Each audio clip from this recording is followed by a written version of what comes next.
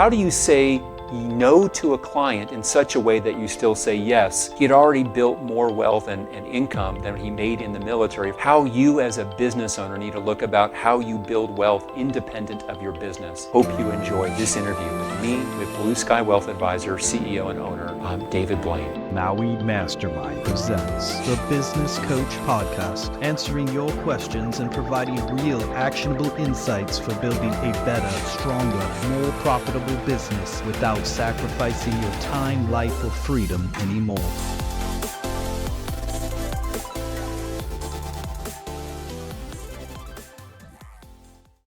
Well, welcome to another episode of The Business Coach. Today we have a really special treat for you. I brought in David Blain. Now, David Blain is one of the nation's leading wealth advisors. He runs a company and owns a company called Blue Sky Wealth Advisors.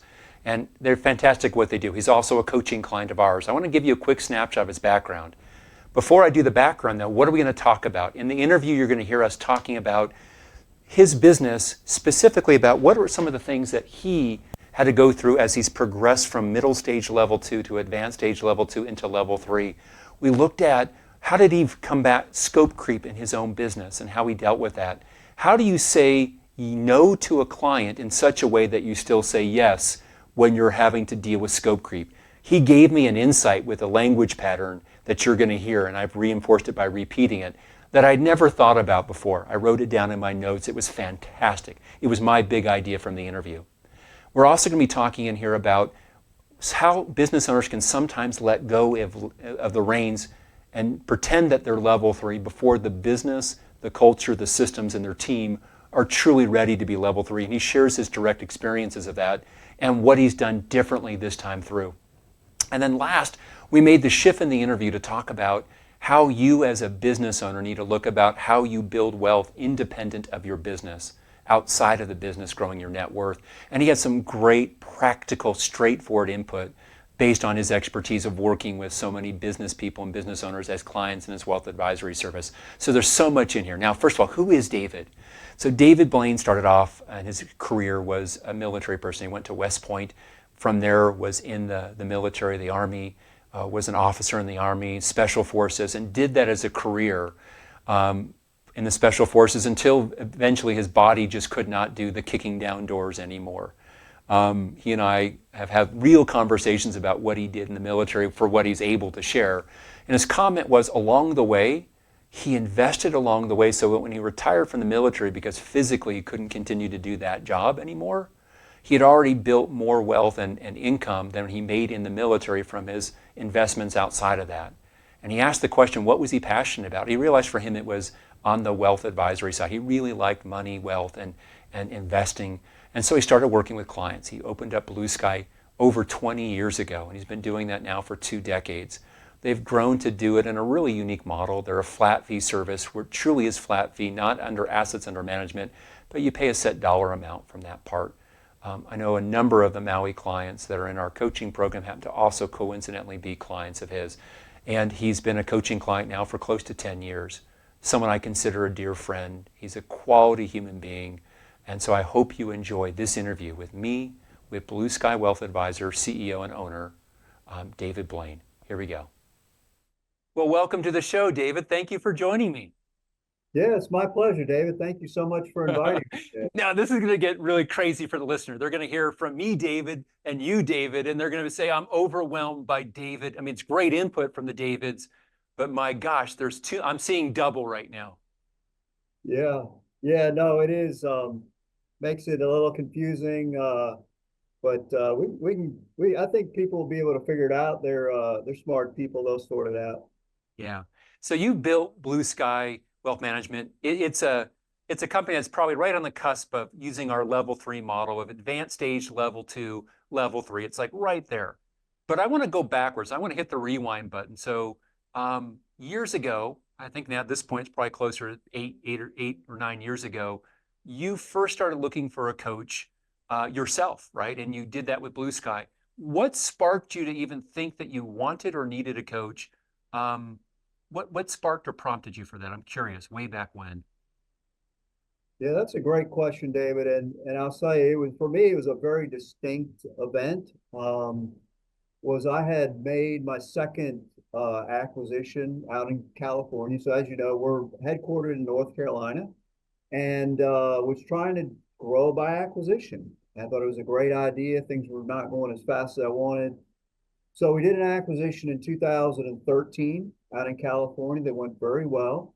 And then in 2015, we made another acquisition out in California. And that one was a completely, I wouldn't say disaster, because I made sure that there was a worst case scenario. You know how when you do your planning, you do best case, base case, worst case. So this was the worst case realized. But it was still making, but basically, I either had to fire or every employee either quit or I had to fire every employee from the company that I acquired. And at that point, I'm a pretty self-confident person, but I had a little bit of a crisis of self-confidence and said, I think it may be time to seek some help. Make sure I know what's going on here. And I'm a big tax person, and so I had been into the Kiyosaki, Diane Kennedy, tax loopholes for the rich, things like that. So I had been getting emails from Maui Mastermind, and I said, "Gosh, these guys seem to be really experts at what they're doing. I feel like they would know what they're helping." So I filled out the inquiry to learn about the coaching program. Wow. That was a lot of years ago. Your comment about, you talk about a tough moment. You had to fire or they quit every employee in the acquisition. And we still got all the client relationships and you had to salvage that as you could. And I love the fact your comment of, hey, I made my best case, my worst case, my most likely case scenario. We hit the worst case scenario. It still was profitable, but you were open to some outside input with that part. Yeah. Yeah, I think that's great, that humility around that part of it. Those that don't know, I mentioned this in the introduction, but I had shared, David, about your background on the military side, et cetera. But one thing that I've always admired about you is you have a real good sense of perspective on things. You talked about the word crisis, but knowing you like I do, I I think that it might have been something that you had concern with and you had some intensity, but it wasn't consuming for you. You've got a real good ability to keep business in perspective and not let it take over, and totally take over your attitude and your thinking. Was that based on your military experiences, or have you just always been a person of equanimity? I'm curious. Yeah, I think it's a combination of both. I think it's certainly part of who I am, the military, but David, I read a tremendous amount of books. I know you do too. Reading, listening to other people that have been successful, other people that have been gone through difficult times, and so I guess whether I was born with it or the military or whatever, I feel like I can put myself in perspective, and I always have something in the back of my mind of someone that went through a lot worse than me, that came out a lot better than me, and so I always try to frame things in that perspective. And so yeah, I was never worried about losing my house or being bankrupt. Like I knew I would figure out a way to get through it. It was more of a gosh darn it, like now I really got to do all this extra work. It was never sort of a panic kind of thing. It was I guess maybe a selfish way to approach it is, I got to fly out there away from my family more than I wanted to, and that kind of stuff. But yeah, I think, and that's really comes from understanding, outside of your own little world, what other people have overcome, what other people have done in business and in life, and really to put that in perspective of the challenges you're facing. And to me, that really helps me keep going forward with a low amount of stress. I love it. We're going to dive into two places. Kind of, I remember from relationship, the friendship over time, but I remember the first probably 2 years of you working with your business coach, and your business coach was working with you specifically on things like two challenges that most came up. One was way back when you were the main point of the final conversation to engage a client with you. Outside of your world, we would call that a sales conversation. Someone else might with that. So how did you broaden that? Was one place I'm going to dive in a moment. The second place I want to dive in was you did a real good job of professionalizing your services so that they're really clean onto different levels of service delivery.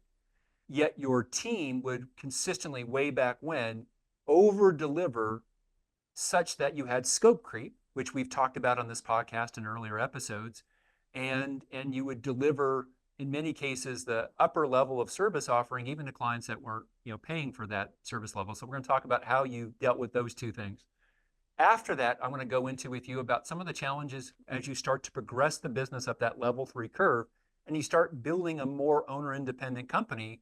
What happens when you have a senior leader who leaves you unexpectedly? And how do we retain our very best leaders and high management people? So that's the progression I want to do. So let's start with, a lot of business people, David, they're the main salesperson for their company at one stage. Some have already grown through that, but for you, when you were the main salespeople, that brought another challenge, which is everybody wanted you personally to be their wealth advisor because you were so engaging and articulate in the sales process. Of course, if I want a wealth advisor, I've got a choice way. I mean, I know you.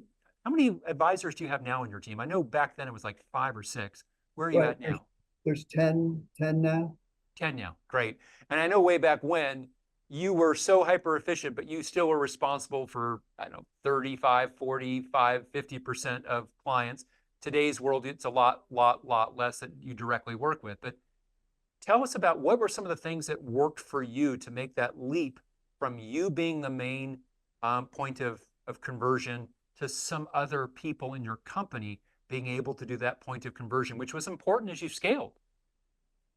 Yes, and it was really unusual. I'm not sure why I did it initially. I mean, I think it was a kind of a happenstance. I'd actually interviewed someone to be like a back office kind of admin person, and she was a 30-year veteran of the industry. And at the end of the interview, she said,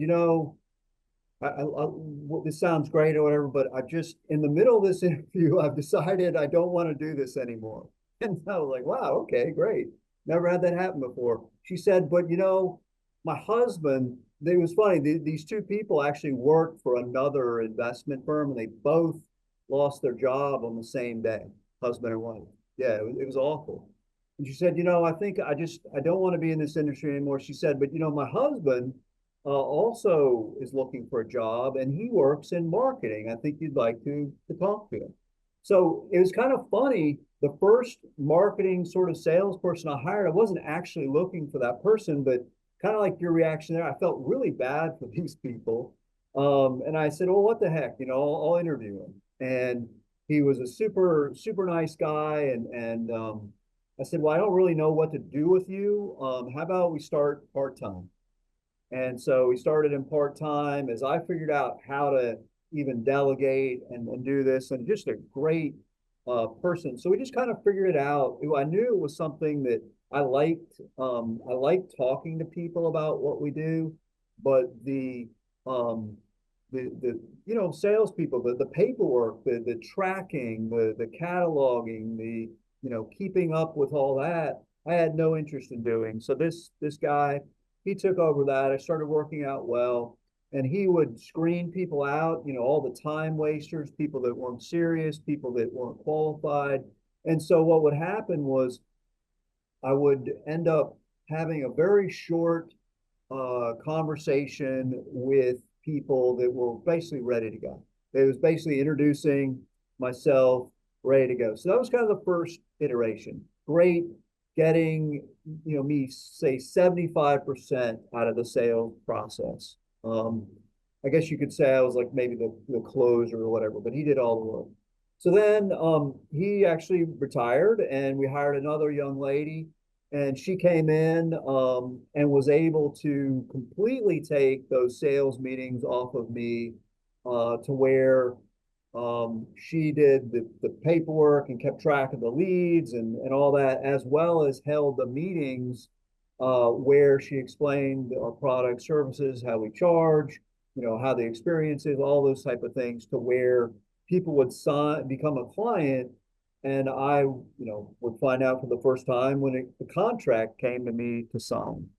And so how did that? It kind of evolved over time, David, and it took certainly in the beginning for both of those people, we did joint meetings together, and then I would have them record the young lady that did it. I had her record the meetings.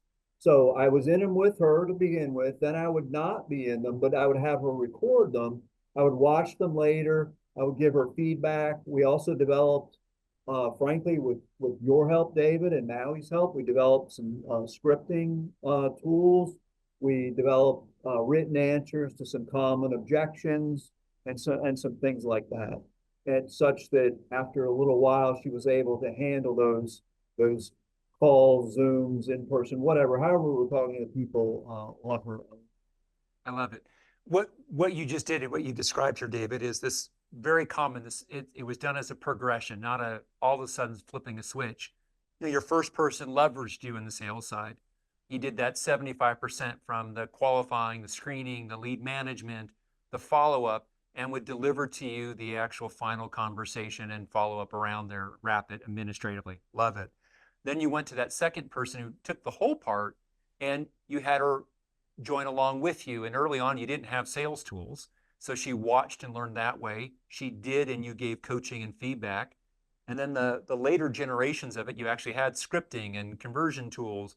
And that at that point, it's interesting. We talk about a black box in aviation, but there's a black box in sales. I see for a lot of clients who, when they have, this is typically what happens. They'll have one salesperson, David, and they're terrified that if Joe left us, no one could ever sell our product or service, just Joe. And the reason is they think Joe is doing some kind of magic spell in a interaction with a prospective person. And what we coach them all the time, saying you have to get it out of the black box. The first step is, get a recording of what Joe's doing. You're going to hear it, and all of a sudden you're going to go, wow, he didn't do anything that different than what I would do or what I used to do, but he maybe did a few things better with that. And you've made what was in the black box of what you, David, did become very much known in the company and be formalized in scripting and other sales systems. And I think that that's fantastic. Let's shift to scope creep. Again, for those listeners or viewers, there's an earlier episode where I went in depth about scope creep. If this is something that you recognize as David and I talk about it, go back and watch that episode or go listen to it. But David, describe real briefly is that you guys do various service levels and kind of describe the problem or the challenge you had. And this is probably close to at the 2-ish year mark into our coaching relationship. You were working with your Maui coach and you were, how do we deal with scope creep? And it took you probably closer to 18, 24 months to really fully solve that. What are give me a picture of what the service levels, the differentiation, just to give a quick sense, and then paint the picture of what the challenge was all those years ago, because we have viewers and listeners that are dealing with the same thing. Right. Well, I mean, it's like most businesses, we're in the service business, and people, they become advisors, want to serve people. They want to help people.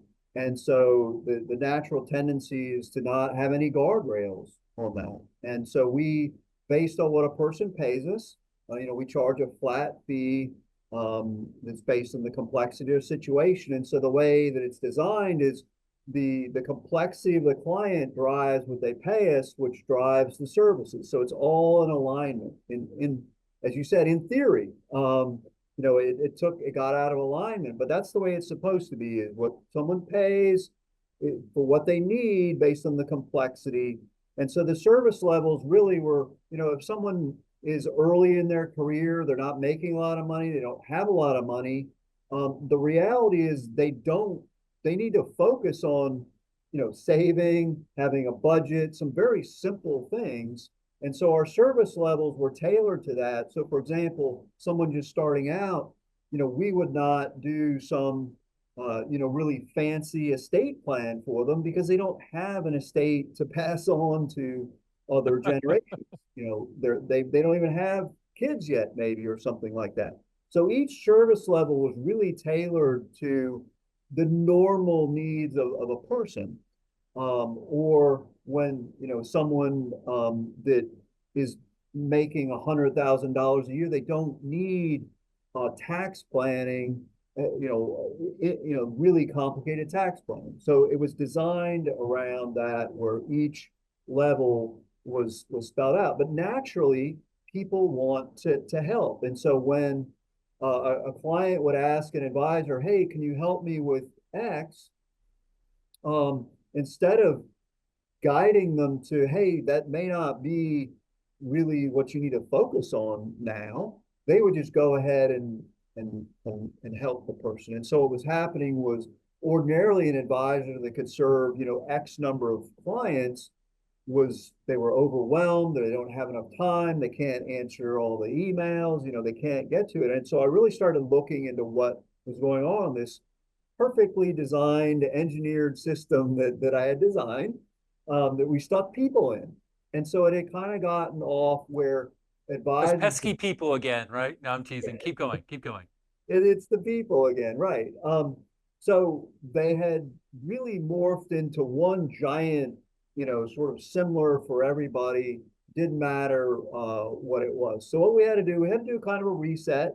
What I found out was that the tools we had developed to outline the service levels, they made perfect sense to me. I designed it. Like it was obvious to me what the person, what should be happening. But when people really, we got them really talking, they said, we don't understand this. It doesn't make sense to us. We don't even know where this stuff is you're talking about in your UBS. And so the first thing we had to do was get a little bit more organized, David. We had to, I turned over the development of our service planning guidelines to someone with a little bit more artistic, shall we say, capability than me.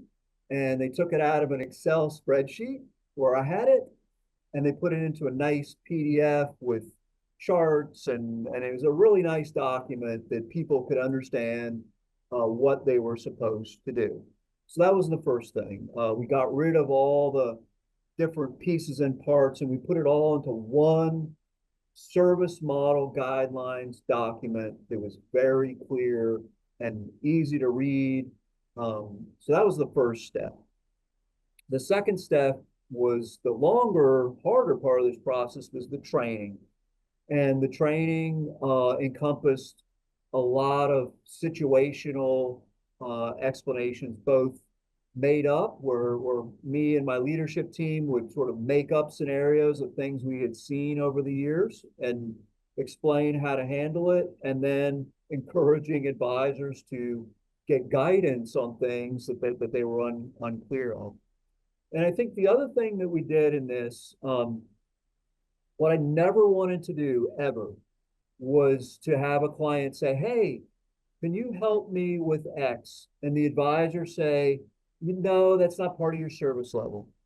That is awful. Like if ever fly on a plane and, you need to go to the bathroom really bad, and the ones in coach are backed up and no one's in the first class bathroom, and they shut that curtain on you and they won't let you in. That is really annoying. And so we never wanted to do that. So what I spent a lot of time doing was teaching people how to say yes, and here's how we do that. So for example, let's say a level 4 person does need a really complicated estate plan.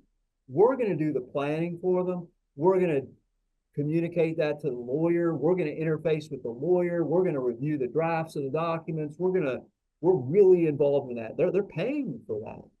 But let's say a simple person wanted some estate. We'd say, absolutely, we can help you with that. Here's how we handle that for you. And we would give them a quality referral, and we would tell them, hey, when you're done, make sure we get a copy of your new will. So teaching people how to say yes, and here's how we do that, using that exact phrasing really changed everything, because that way we were helping, we felt like we were helping them, but it wasn't a 20-hour project that the people weren't really paying for. David, I just got my big takeaway. So I love doing these interviews and conversations because I always take away things from really smart people. And I loved your comment of, I don't want people to defend against scope creep and you didn't use this language, by simply saying, no, you didn't pay for it.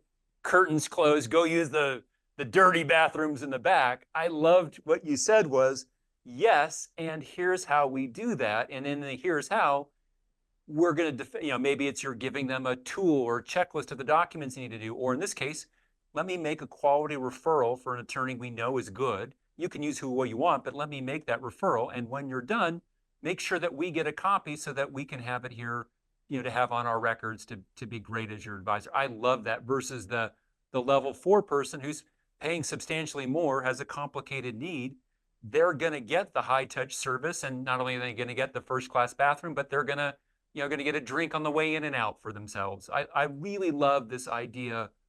You also said something I thought was really good here, which was the first iteration worked for you.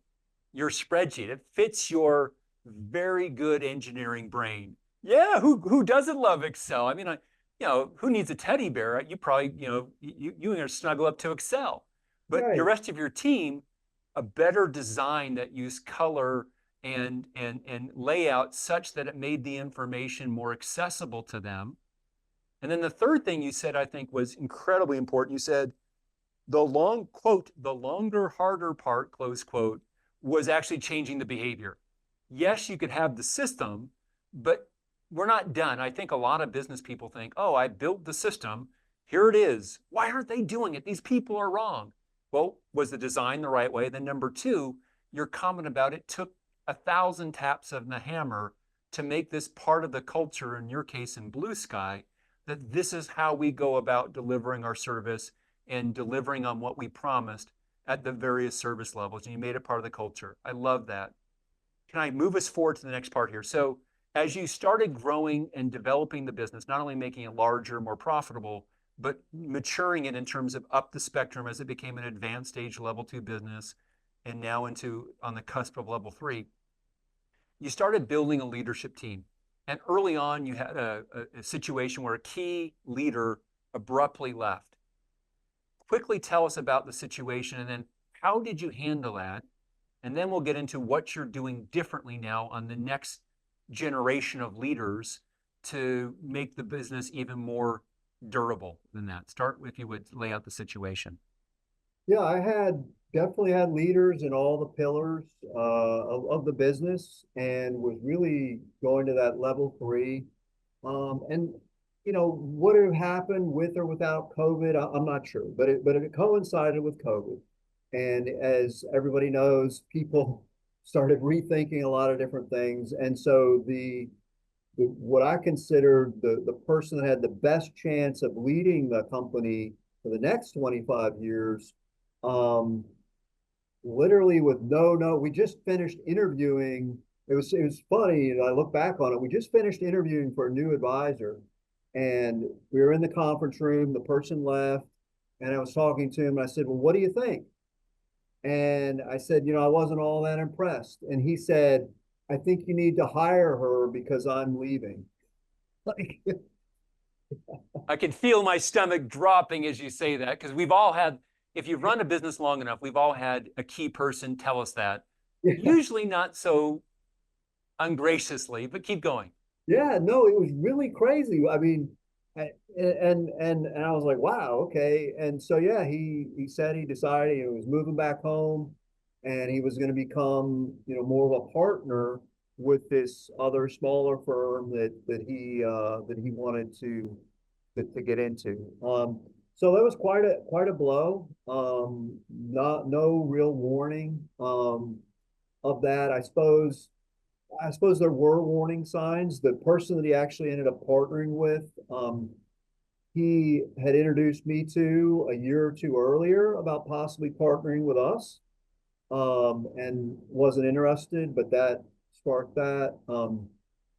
Anyway, but what I did was I simply called up my leadership team that was still here, and mapped out a quick plan, reassured everybody. We have a lot of remote workers, and so I actually had a couple of the people on the leadership team that were remote come in to the office next week, so we could do some in-person strategizing, and just made a plan for it. I mean, it was very disappointing on a personal level, David, but from a business standpoint, I have done what I learned in the military and what you have taught, is to try not to make an owner dependent or any one person dependent business. And so I think the people were actually surprised at how we pecked up and kept moving and growing forward. But it was it was more of a personal thing, David, than an actual business disruption. It was very disappointing to me when that happened. As you share that, David, here's kind of my observation as the coach who's watched that for a lot of companies. You're at a point where the business actually had the strategic depth that you could absorb that. It was unpleasant and it created some stresses, but the business actually was quite well positioned to handle it. But where I see it trip business owners up is they end up paying not just in the business level, but they start ruminating on it and it changes their behavior. It knocks the momentum off the rails and it makes them start to distrust themselves and or other people. And so they pay a second, a third, a fourth, a fifth time for something that they don't need to. So I think that that's great. You did two things that I want to call attention to that I thought were wonderful. One, you involved your leadership team in the solution. Hey, we're coming together to put a plan in place. Number two, you talked about this reassurance. Part of reassurance is you saying, just as a leader, of course we're going to handle it. But part of it is getting people to focus on what we can do versus, oh no, it's happened. So you got a plan and started going into motion. Even if that plan is not perfect, then it takes the emphasis off of this occurrence and puts it on, here's what we're doing to deal with it. And that's where it needs to go. That's good leadership. That, quite frankly, that's you from your military experience that, yeah, Maui might have refined a piece here or there, but that's exceptional leadership with that part. What have you done as a business person to improve the depth in terms of retaining your key leaders that you're done differently now based on what you learned from that experience that any viewer or listener can maybe take this and either use it today, or if they're not quite at that level with their business, they'll put it in their back pocket and file it away, knowing that in 12 months or in 3 years or in 7 years, they'll be ready to pull it out. So what have you done since then that's improved the stability and the durability of the business in terms of your leadership team? Yeah, I mean, one of the things that I know when this happened was we really examined, what was going on, and I had maybe tried to be that level 3 person a little bit too early, and so um, there were some destructive behaviors in the company, and so what we did was we took this opportunity to kind of look at what we were doing, who we were employing, and who was really and I don't want to sound like a cult or anything, but who was loyal to what we're trying to do and who was out for themselves. Looking back at some of the things we could see, and of course the stories always come out. Like when someone leaves, people are like, oh yeah, like you should have seen this or that or whatever. I'm like, why didn't anyone ever tell me that? So we first thing we looked at re-examining and just made sure, and not in a mean way, David, and not in a judgmental way, but just looking people in the eye and being like, look, what do you want from this job? Here's what I'm looking for. Here's what I think we need you to do. Is that, making sure the expectations of my key leaders were in the right place. And so we actually ended up not in an abrupt fashion like that one, but we actually ended up making some other personnel changes within the next 12 to 18 months. Like I said, not necessarily these abrupt kind of things, but really having those hard conversations with people so that we weren't surprised, because this person that left did not wake up that morning and all of a sudden decide to quit Blue Sky and go partner with someone in a different state. And so I made sure I was having those hard conversations with people, understanding what they really wanted and being honest with them about whether I could or whether I felt Blue Sky was going to be able to provide that to them. For example, someone that wanted to be, the leader of the firm, just being honest. Look, I'll help you, but right now you don't have the skill set to do that. Here's what you need to do if you want to do that. And just being straightforward. So that was number one, was kind of having those conversations with people. Number two was the people that were, yeah, no, I'm in, and people that was really worth investing in. We updated. We never had actual employment contracts. And so we instituted a system of very, very two-sided employment contracts. My attorney that drafted it said it was extremely fair to people. And so basically what we said to them was, hey, we're going to commit to you, absent fraud or, some dereliction of duty. We're going to commit to you, but we're going to ask you to commit back to us as well. And I was really scared about that. That went over really, really well. Everybody was like, yeah, I'm in, like I'm in. And the people that hesitated, um, ultimately are not here anymore. And so what's created was this really close, cohesive nature. And then ultimately for the highest levels of leadership, I created an opportunity for them to buy into the firm. And that has also been a game changer. It may be different in other people's industry, but in my industry, like lawyers, CPAs, financial people, doctors' offices, that there's not an expectation, but at a certain point, people want to be a partner in the firm. That's great. I had been toying with it for many years, and I finally got it done. And that also has been a huge game changer as well. I love it. I want to come back to four things that you said here. Number one, perhaps you went to level three a little bit too early in terms of the business needed a little bit more grounding. And I think that's important. Sometimes we get so excited. I have a client who, 12 months into the program says, I'm ready to turn over everything to this other person. And I'm like, well, you're actually not. You're not ready. The company's not ready. This other person may or may not be the right choice, but the systems and the company and the culture is not ready to make that successful. So I think that's important too.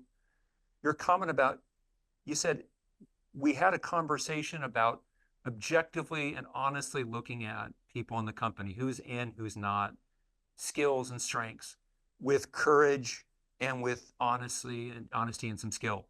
And you didn't say this words, but we, as a coach, you did something without even realizing what you did. You gave people not just permission that we could have these kinds of conversations, but you gave them something called psychological standing, David, which means the analogy I'll use is you're at a playground and you see another kid doing something that they probably shouldn't be doing. And as a dad, I'm always cautious about saying something because you get really weird looks at a playground as a man telling someone else's kids, hey, you probably shouldn't climb up on the outside of that 4-story edifice.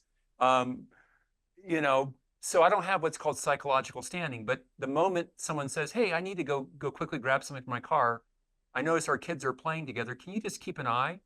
The moment they do that and I see little Joey climbing up the outside, I go, hey, Joey, I love that you're adventurous. Let's climb around the other side first and see if we can do it from inside versus on the outside. So you gave your people it wasn't just the permission to have these conversations, but you made it where it was part of their responsibility as leaders that if they observe behavior or comments or things, that they should bring it up and we can talk about those things inside of our company.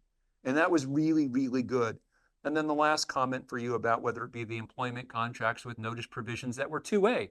Hey, we're going to commit to you for X months. You're going to commit to us so that we would give each other notice and the eventual equity buy-in. I think that's really cool. So I want to shift us over, David, to the next part. So a year and a half, 2 years ago, you got a really quite attractive series of offers to buy your firm.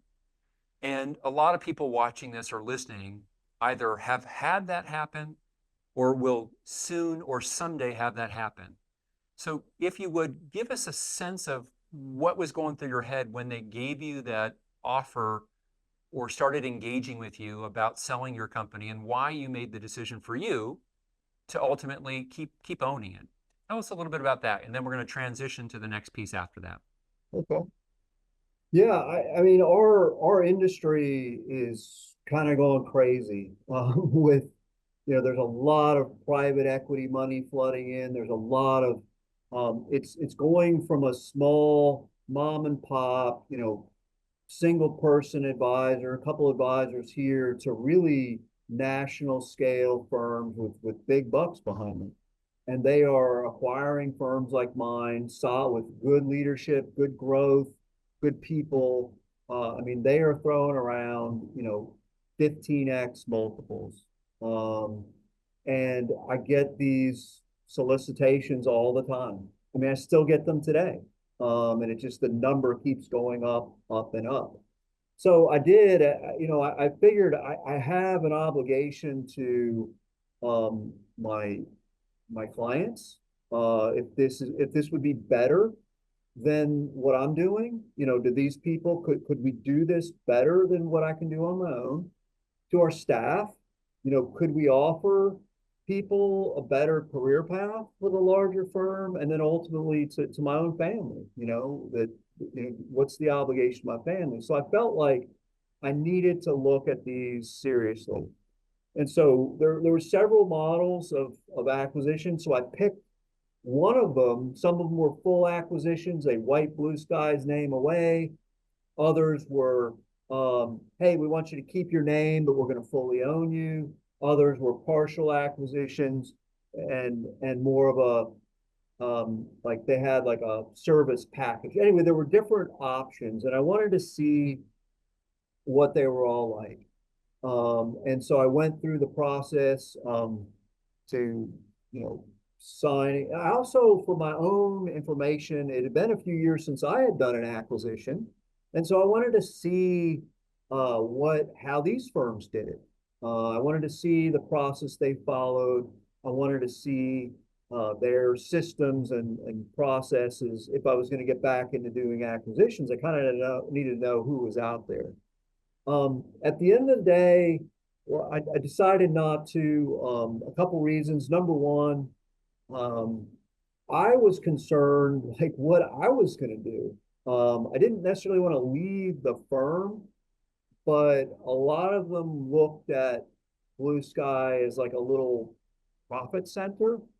And that's just not of any interest to me. Like if I need to hire somebody or buy a piece of software, do something that reduces our profit in the short term for a long-term gain, I need to be able to do that without someone breathing down my neck or without some earnout that I'm getting influencing my decision making. So I didn't really like that aspect of it.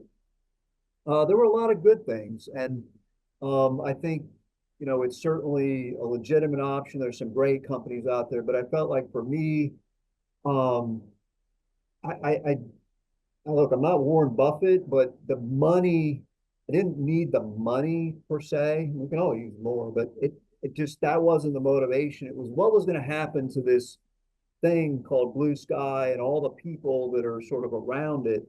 And I just didn't get a completely warm and fuzzy feeling about what the future was going to be for our clients, for our staff, and for me personally. And well, nothing wrong with what we're doing now. So I'm like, I'm going to keep doing it. Well, I think there's something important, well, several things you said in there. One about, let's look at the other stakeholders in here, think past just the point of sale and the money.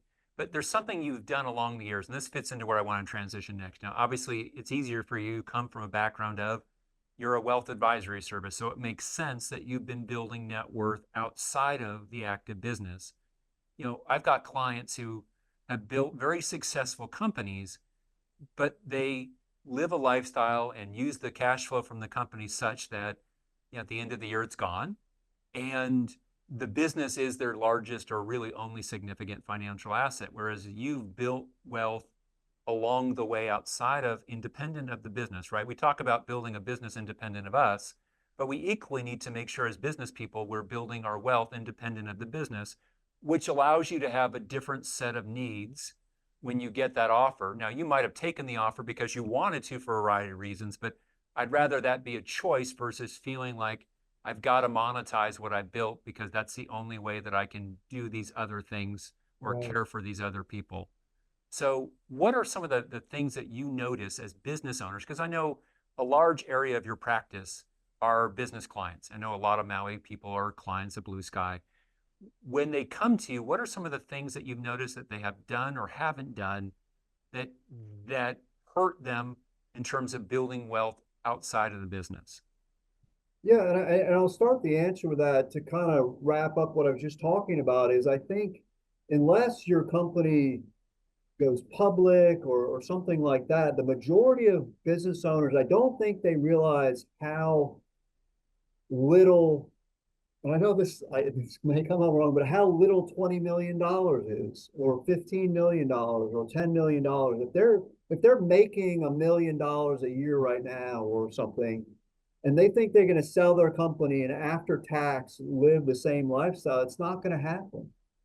And so that was something I knew intellectually from teaching business owners for many years, but it was also when it came to the sale of my own company. And I looked at it and I was like, well, that's a great number. That's a nice lump sum, but that's not, that's not going to replace.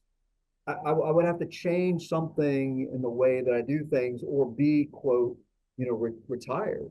Um, and I think that's a mistake that business owners think is they don't realize that this owning a small business in the United States of America is the best way to make money possible.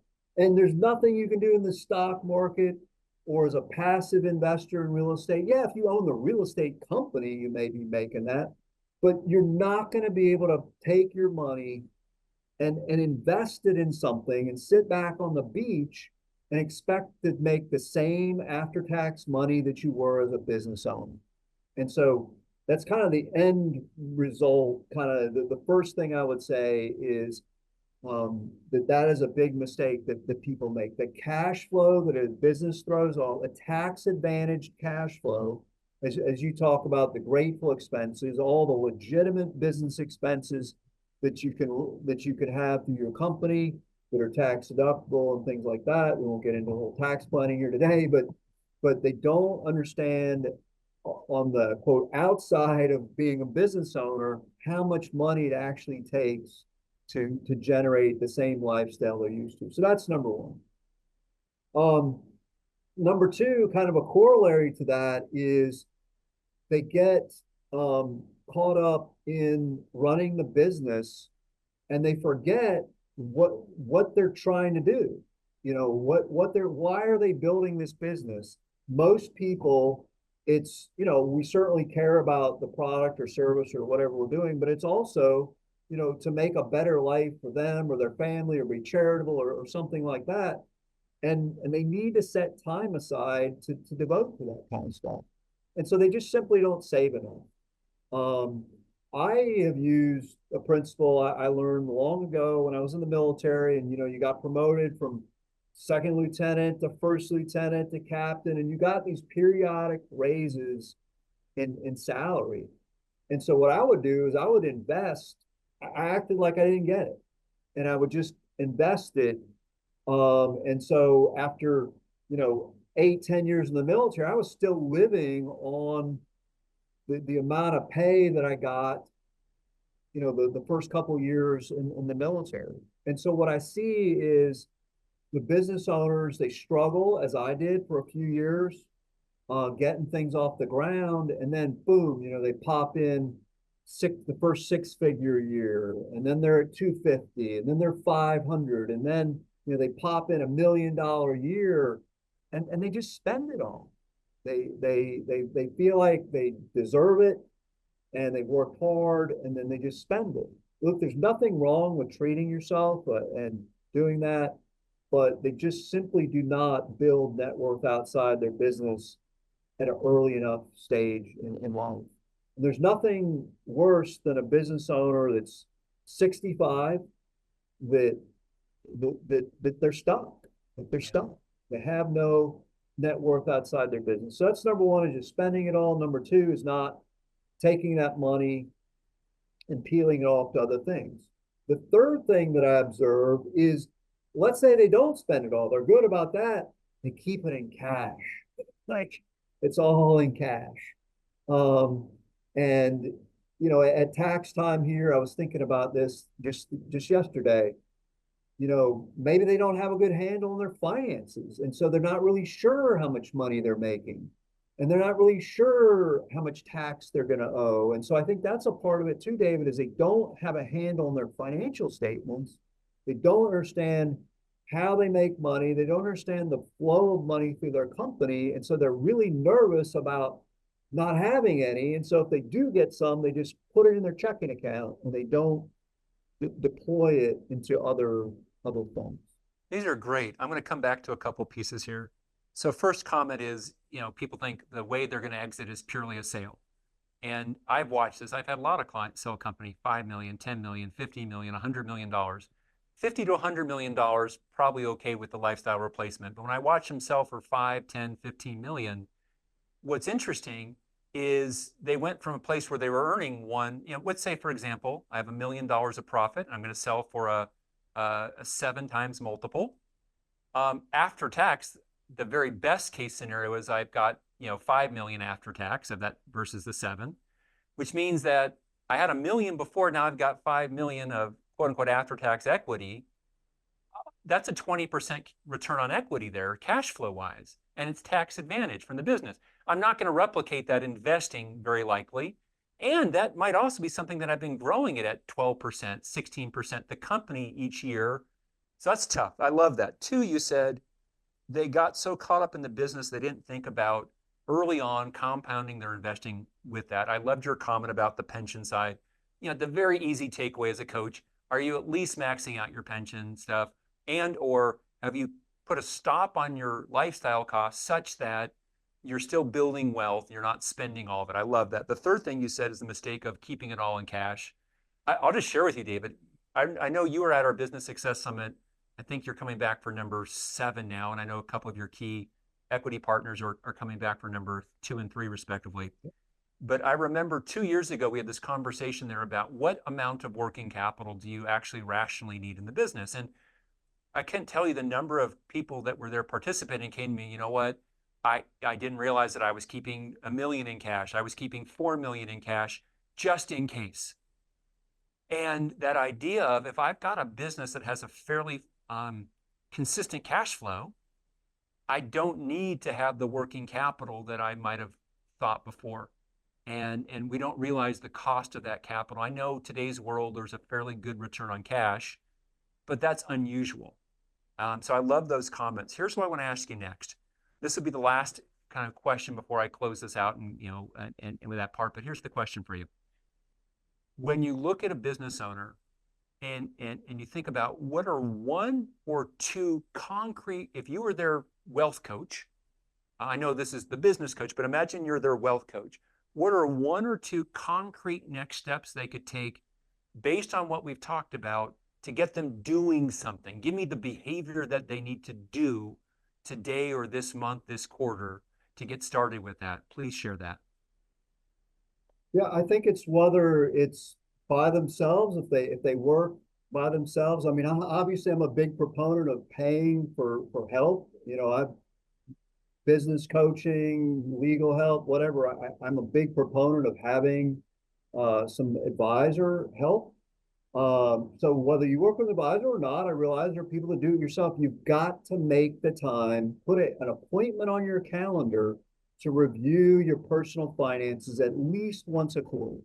At least take a look at it once a quarter. That's a concrete step. Get all your, depending on what software you use or whatever, but somehow or another, pull together your entire net worth statement and your income statement for you personally. In fact, I created a new tool for people. It's really good, and it breaks out their net worth by pulls personal usage assets and its own thing. Like I see some people's net worth and it's by like account type, like retirement account or whatever. Like pull it together by like type of assets, personal use assets, investment real estate, liquid, stocks, bonds, that kind of stuff, and then your business. So you can really see the proportion. Oh my gosh, my business is 99% of my net worth, or oh my gosh, I didn't realize it, but my house, my personal residence is 60% of my net worth. So get that a workable statement, an income statement where you can see a high level. Oh my gosh, I'm spending. I mean, I see these are real things. People spending $100,000 a year on like nannies and stuff. And it's not, I'm not here to judge that right or wrong. They don't realize it. That's the thing, is you've got to sit down and realize where the money's going. Like, me, David, I love cars. I spend, my hobby is race cars, but I know exactly how much I'm spending, and that is intentional, and I know what percentages is, and I keep it there.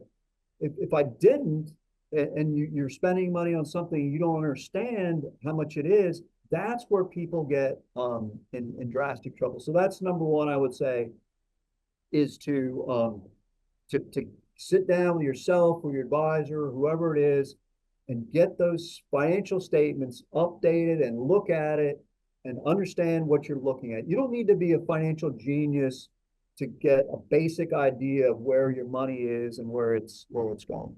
So that's number one. Number two, I would say, is definitely fund some sort of retirement plan. There's a lot of reasons. Number one, diversify your net worth outside your business. Number two, tax advantages. There's some really neat things you can do, retirement plans for tax advantages. And number three, just got an email yesterday from a client that's getting sued. Retirement plans in every state that I'm aware of, unless there's a new state, are exempt from creditor, or they're creditor protected. Not to take Alan Gassman's job as a lawyer, but that's another good reason to fully fund those retirement plans.